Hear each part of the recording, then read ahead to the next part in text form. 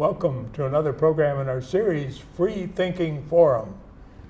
Today we have an important message for youth by two very capable youth. It's a delight to welcome Sophia Morissette and Sienna Milbauer. There we go. A good German name, I think. It is indeed. I believe it means mill worker. Yeah. Yes. And would you care to begin by introducing yourselves and the book? Yeah, sure. I'm Sophia Morissette, and I am a senior at Southwest High School. And I've always liked film and whatnot. And yeah, and you go. My name is Sienna Milbauer. I am 17 years old. I am homeschooled, so I come from a fairly non-traditional background. I don't participate in what you would consider your typical high school extracurriculars. I don't play sports. I'm not involved in clubs. I'm very unusual. But I volunteer a lot. I volunteer at my local library, which I've been doing since I was 12 years old. It's a lot more exciting than it sounds. I don't spend all my time just shelving books. I do interact with other people. And in terms of my interests, like Sophia, I'm really fascinated by movies. But when I go to college next year, I'm hoping to study history. Good. What kind of history? History of religion, actually. I'm really fascinated in how theology and politics and theology and economics intersect. That's an important area. I've studied that too at the University of Chicago. Well, there we go. In graduate school. That's the school that I'm looking at. I have in hand a copy of the book that you wrote along with a few other folks, young people, and based on your interviews while you were in middle school. Yeah, we started the project. Little. Yeah, we started the project in 4th or 5th grade. My mom had come into my class. She's a freelance writer, and I had gone to the Wellstones' funeral when I was 4, but otherwise I didn't know anything about them. I knew that they were senators in Minnesota, or Paul was. Yeah. And that's it. But as soon as she came into our classroom, she had us writing right away. Pam Costain came into our class and talked to us. And then we've been working on it since 8th grade. So the book is out, Be the Change, the Paul and Sheila Wellstone story. So you've learned a lot from your interviews of people who knew Paul and Sheila. Yep. Now, do you get to vote this year? We do not. Unfortunately, no. We're both born in May of 1999, so we will be 17 and a half at this year's presidential election, which is rather frustrating because we're both pretty politically active. Yeah. And I think you're going to influence people through this book too. Hopefully. Well, that would be wonderful. Helping them, young people, realize that set aside that cynicism. Take a look at the real people who are working for all of us. Yeah. Absolutely. And did you want to say more about your future plans? Oh yeah. So I haven't thought about my future as specific as Sienna was with the religion, but I'm really interested in international affairs. I've also been pretty progressive and politically minded, and I know I want to go to college in the East Coast and do something international, and I think international affairs is the right major for me. So. Good. Yeah. Well, maybe you can get some assignment in the halls of the United States Congress. Yeah, that would be great. Yeah, that would be great. Just internship if I was went to college there. And eventually work for somebody in foreign policy. Yeah. Yep. Maybe Great. Another Wellstone. So let's talk about this book project again. How would you describe what the book is about? Well, the book is about Paul and Sheila Wellstone, and it's pretty much a straightforward biography of them. We start when Paul was a child, and we work our way through his entire political career up until the tragic plane crash that ended their lives. We also focus a bit on Sheila Wellstone and her, For sure. and her progress in making and speaking out about domestic violence and how she really stepped out of the shadows and used her status as like just a senator's wife to really bring out this such a taboo subject. And she was a powerful person in herself. She was an incredible making woman. advances in ending domestic violence. Yep, they were both very fierce and passionate people. That's for sure. Now, so what did you do? How did you make contact with all these people in the book? A lot of them still work at the Wellstone headquarters, like Jeff Wellstone Blodgett. Action? Wellstone Action, yep. And we just contacted, my mom contacted all of them. She was the editor in our book, but otherwise it was all, there were 7 of us on the project and we wrote the entire thing, so. Good. So who are some of the people you talked to? We had, I don't know how many interviews we had, but I was fortunate to go on all of them. And we talked with Marsha Avner and Rick Kahn and Jeff Blodgett and Connie Lewis, John Blackshaw, wide variety of people who all worked with Paul at some point in his life, even before the political campaigns and long after too. So you got a very thorough picture of Paul's life and her life. So which is there a particular interview that impacted you the most, Sienna? Well, I was fortunate enough to be a part of the interview that we did with Connie Lewis, who was a woman who worked with Paul for over a decade. And the thing that really fascinated me about the insights that she provided into Paul and Sheila was that she worked with Paul, as I said, but she was also friends with them. And so she provided insights that didn't necessarily fit into either the personal or the professional, but were a mix of the two. And I felt like that was a really distinct point of view that she provided. Mm-hmm. And how about you, Sophia? I really enjoyed the Rick Kahn interview. He was Paul's best friend, and I had been learning about him and all of the legislation he passed, or Paul Wellstone, but Rick Kahn showed us how he was also just an everyday man, and Paul was, I don't want to say he was nothing special, but he didn't act special, but he wasn't entitled. He was not he wasn't entitled. Yeah, exactly. Like he knew all of the names of the people who run the elevators at in Congress, and he just was. He doesn't look down on other people. Yeah, exactly. Yeah. Exactly.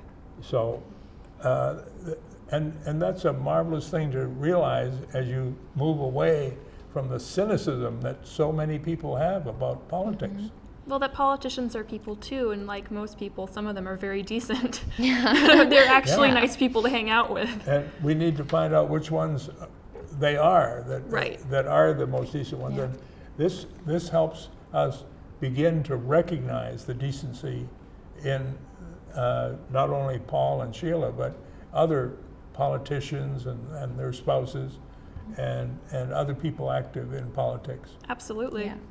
So I hope that people read this book.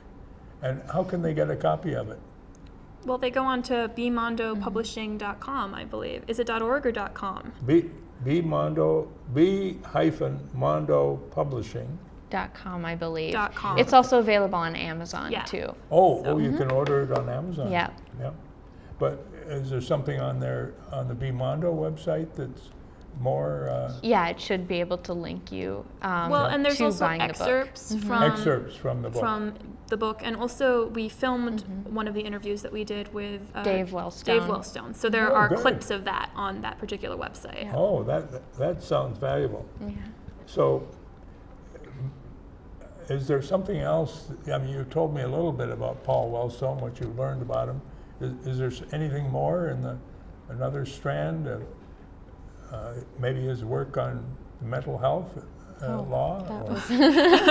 Well, I worked along with another reporter on the Mental Health Parity Act, and I think Paul's work on that act is so indicative of the best qualities that he possessed just overall, in that he was taking on mental health, which is a very controversial and unpopular subject. It makes a lot of people uncomfortable. And he and Sheila were never afraid to do that, as Sheila proved with domestic violence. And then he worked with Senator Pete Domenici, who is a Republican from New Mexico, which proves that he was always willing to have integrity and work across the aisle. He and Senator Domenici agreed on almost nothing else besides the mental health. They were completely from opposite ends of the political spectrum, but they were able to put that aside and work together to pass something that was really important. And then he was taking on insurance companies, which is not a small opponent to take on. And That's right. He was never afraid of that. If he believed that it was important to fight a particular fight, he would take on whoever or whatever he needed to get that done. Even if he didn't get more votes or right, get even reelected. if it was not prudent politically. But he had courage. He had a lot of courage, and he was very persistent. With the mental health legislation, he had to work for many years before they managed to get a bill passed. And even then, it was not all that he wanted it to be. It provided for... It never is. It never is. But after with the success of the Mental Health Parity Act, which was 1996, he continued to work up until his death to add more, to get more help for the mentally ill. And eventually, posthumously, Senator Pete Domenici and several of his colleagues passed the Mental Health Parity and Addiction Equality Act in 2008, which is named for both Senator Domenici and Wellstone, and added to a lot of the changes that they made in the original act. Good. Well, you've learned a lot about Paul Wellstone. We Sheila. sure have. Yeah. And sharing it with other young people, I think, will help overcome that cynicism that is all too common today. Well, it certainly helped with us, I think. Yeah, I'm typically a very cynical person, but just writing this book, I've realized that it's not hopeless, and that youth can make a difference, and we have a voice, and we should use it a lot more than we do. Yes, Yeah. and even before you're eligible to vote. Exactly, yeah. Absolutely. Yeah. Yeah. Nobody says you're not eligible to volunteer. Yeah. Right. I remember starting on campaigns before I was eligible to Yeah. vote too. Exactly. Yeah, I think I was 2, and I was, and my mom had me giving out stickers for a campaign in New York, and I didn't know what I was doing. I but bet you were was very still, effective. Yeah, yeah, a little 2-year-old on the street. Yeah. And now, what did you learn about Paul's success on grassroots campaigning? Right from the beginning, it was a grassroots campaign, and it was kind of non-traditional, and so they didn't have a lot of money. They couldn't fly all around the state trying to talk to people. So they have the iconic green Wellstone bus.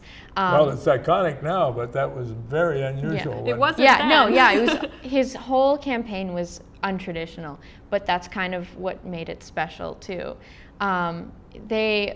At that time, television ads were how politicians were, trying to get people to vote for them, and so they ran 2 famous commercials. There was the "Looking for Rudy" commercial, where his opponent was Rudy Boschwitz, and basically it was just him going around the state trying to find Rudy and ask other people on the street, like, have you seen this white man in with gray hair and a plaid shirt? Mainly because at the time Rudy hadn't talked to Paul about, or was too scared to debate and have a Really? debate. Yeah, and so then they Started filmed a this. debate with Paul. Yeah. Wouldn't you be scared to debate with Paul Yeah. too? He was quite the fiery orator. Yeah, he was Yeah. very passionate and fierce. And then there was the other one, which I think is a little bit more recognizable today, the fast-paced Paul, where they didn't have a lot of money, so they didn't have a lot of time on air. But basically, they filmed him at his childhood home and at the college that he was working at, just trying to get people to notice him and see who he was as a person and not just his political agenda, which really got people paying attention and got the word around. So it was very effective in that sort. Well, good for him. He showed the way to really do grassroots campaigning, Yeah. getting out to really get acquainted with the people and using advertising that highlighted his willingness to Yeah. relate to people. And as an ordinary guy that is concerned about getting some problems solved in Washington. Exactly. And what did you learn anything more about Sheila Wellstone, for example, before? What was her life like before politics? Yeah, she was just a shy, quiet librarian who was just raising her 3 kids. But then she was able to step into the spotlight and was able to use her status and her influence as just a senator's wife to really speak out about domestic violence. And at that time, topics like inside the home were pretty private and supposed to be no one else's business.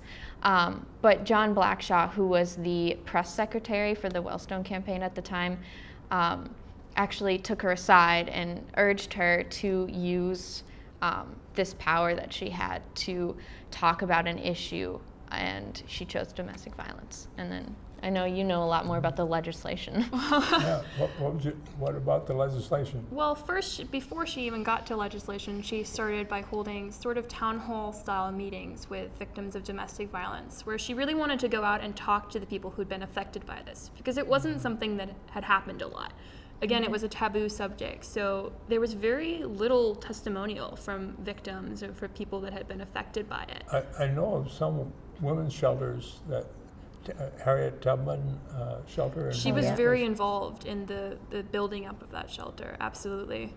But so then when she went to Washington, she collaborated with Paul, obviously, and a lot of his other colleagues, and they passed the Violence Against Women Act, which is a landmark piece of domestic violence legislation. I think one of the first in a long time that had been passed. And she and Paul every year would host a exhibit which usually featured photos and testimonials from people who had suffered from domestic violence during National Domestic Violence Awareness Month. And one of her other big causes was talking about the children who had not necessarily been abused themselves, but who had witnessed violence and had been psychologically affected and, possibly even physically affected by witnessing that. And so she worked a lot and campaigned to have their rights to care and to treatment recognized as well. Yes, that domestic violence witnessed by a young child can really. It's no doubt an incredibly scarring experience. It can stunt their ability to grow into a fullness of human life. Absolutely. Yeah. Especially if the mom has to or should move away, then they're also affected by that too. Oh, yes. The whole situation is just terrible. Yeah. And she really brought to light this, taboo subject. So. Yeah. So they worked on things. They weren't experiencing these things in their home, but they knew others who. Well, and that's one of the things that was always really indicative of Paul and Sheila, was that they always seemed to take everything that they worked for so personally. Yeah. They really, you felt like they really meant it, and they had a personal stake in it, even if they didn't, or if they did. One of the other things about his work on mental health was that his own brother had suffered from a bout of really severe mental illness when I believe Paul was in high school. And he had to be institutionalized for several years in a place that Paul would later call a snake pit. What? A snake pit. Really? the mental institution, which of course the quality of mental institutions in this country were pretty horrendous for most of our history and continue to be fairly bad. But so Paul and Sheila were able to use either really personal stories like that, or even just the stories of people that they would talk to. Like Sheila would talk to people in the town hall meetings, and they would take both situations equally seriously, and it would motivate them equally. Yeah. Now, you speak to things that are close to my heart too, because one of my daughters has suffered from years of schizophrenia. But the family and the doctors and friends have all helped her through this so that she lives a much more normal life than many do. Well, and a lot of people with the mental illness have a very personal connection to it. The senator whom Paul collaborated with, Senator Domenici, his daughter also suffered from schizophrenia. Yeah. And that was a way that they really managed to draw huge bipartisan support for that bill, because people recognized that it was far more important than any party lines. It was about something really serious that affected millions of Americans. And before I moved to Minnesota, I worked on creating a community mental health center for a 3-county area in Iowa. Oh, that's fantastic. And when I worked on earning a master's in hospital administration focused on mental health, I wrote a paper that the American Psychiatric Association published and kept in print for 45 years. Oh, look at that. That's It must have been great. quite a paper. Well, I drew from the appeals court decisions on the rights of patients in psychiatric institutions. Right. So psychiatric hospitals and the rights of patients were my topic. Yeah. And trying to make sure that hospitals knew what the appeals courts had said, and Right. so they'd respect those rights. Exactly. But now, did you learn anything more about the Wellstones' family life? Oh yeah. Mark Wellstone, actually, this was his first interview. His older brother Dave, actually took most of the interviews and the conversations after their death. Because Mark was still in high school, I believe, Yeah, at the time. they were still young. And so it was actually kind of amazing that he would choose just a group of us middle schoolers to talk to as his first interview. And everybody would either be really happy, or while we were interviewing him, it was just roller coaster of emotion.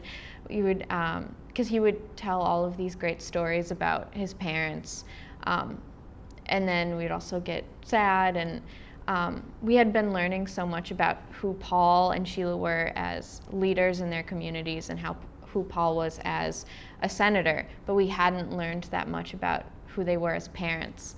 And as a politician, you would think they would just be, they talk politics all day, every day, but they actually set aside one day to just dedicate it to family, which I thought was 1 day a week. 1 day a week. They No would put away the politics. phones, no politics. They would just talk about, they would dedicate it to family. And Mark shared some stories about how his dad was a wrestler and went to the gym all the time, and Mark was a wrestler too, but then wanted to play hockey after a while. And instead of kind of dictating his future, Paul was like, okay, you can play hockey. Eventually, it ended up, Mark went back to... He returned. Yeah, he to the went back fold. to wrestling.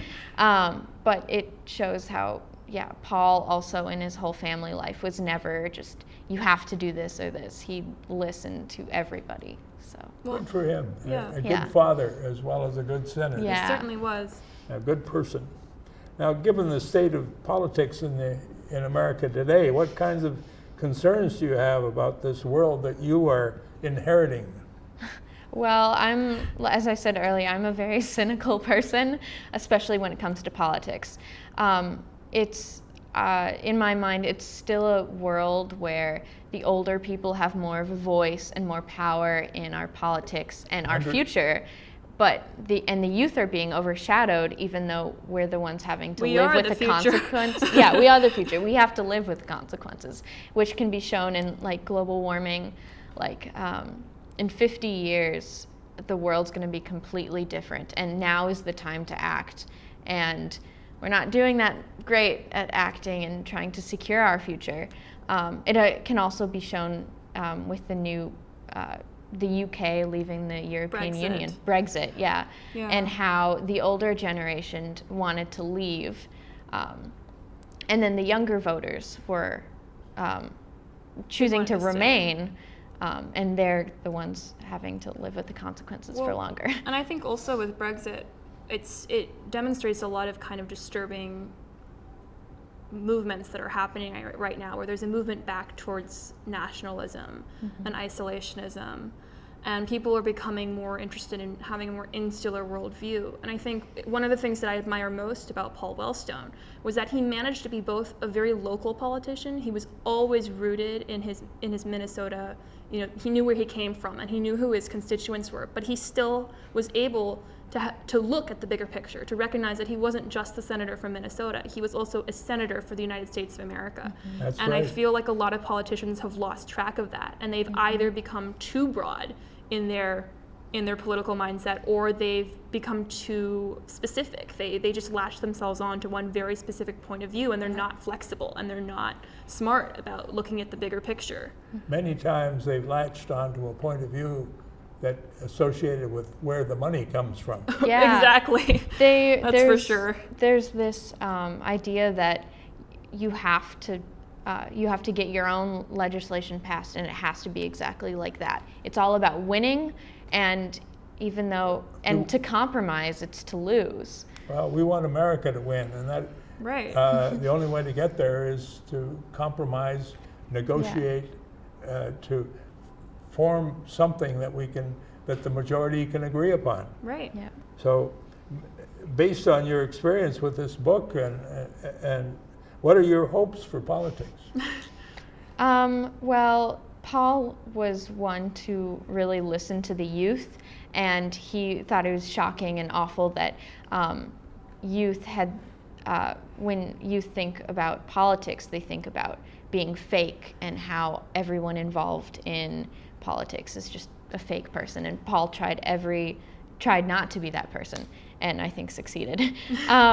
I think that we even have some others here in Minnesota. Yeah, I think are we genuine. do, for sure. I was part of a youth trip. I was part of a youth program called Close Up, where I got to go to DC and talk to Al Franken and Amy Klobuchar, our senators. And then we also didn't schedule a meeting with Keith Ellison, but he set aside his own meeting and brought us in, like the 12 of us, into his office, and eventually brought out his guitar and sang a song for us, and like really listened to what we had to say instead of just lecturing on. And I thought that was really great, and and he even had the Wellstone poster and a picture of him and Paul together. So I think he can carry that legacy on. We've got about a minute left. Could you each tell me, what is your message for other youth about politics? Maybe you have the same message, do you? Yeah, probably. I don't know. I mean, mine is that you can't. It's easy to give into cynicism, but it doesn't accomplish anything. You can sit in the back of your room feeling bad about yourself and feeling bad about the state of politics, and it's not going to make anything better. So at least if you go out there and you speak up for what you believe in and you fight for what you think is right, then you have a chance at affecting. We're lucky enough that we have a system of government where one person actually can affect the bigger outcome. Thank you. They need to hear that. Yeah. Oh, it has been so delightful to have both of you here to speak on behalf of some youth Yeah. that we need to hear from more. You've I agree. accomplished quite a bit already with this Thank you. book. I hope more people take a look at this book to discover how great people in politics can be. And how we can be the change. You can That's be the idea. Yeah. Okay. Thank you. Thank you. Yeah, thanks for having us.